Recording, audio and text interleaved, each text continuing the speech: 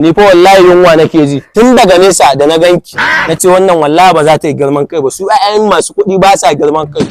in dai kika ga mace ta yi girman kai to ƴaƴan talaka ne suke girman kan tsiya ni na sani dama zuwa ne da wata tambaya Allah isa zaki iya amsa min ka faɗi tambayar ka zaki iya amsa min kenan zan iya akwai wasu tsuntsaye guda biyu a sama da ina son ka da bana son ka sai bana son ka ya wado daga ƙasa so nawan ne a sama ina son ka ne ya rage kina so na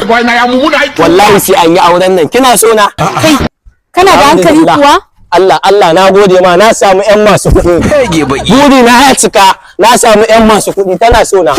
baban ku ya mutu kawai in ci gado wallahi sai an yi auren kin isa ki ce ba za a auren nan ba anya kana da hankali kamar ya ina da hankali baki ganni ni ga baki ce ba wallahi sai an yi auren nan kina so na ko akwai matsala ina ga gida dai zan wani gida ke kin isa ki gida wallahi sai an yi auren nan kina so na gaskiya talauci bala'i ta yaya zan soka kawai tambaya ta fa kai malam kuma kika ban amsa kika ce kina so na in ba ni ba sai riziya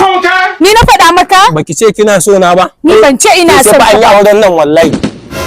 yau ni na haɗu da gamona kin gane yau ranar nan ba da sa'a ta zo zan samu 500 in sha kwaki ai abin da ya kani kenan yunwa ce wallahi yunwa ce wallahi wa inna ilaihi raji'un ba za a da ku ba ai ku ƴaƴan masu kuɗin nan ta haka ake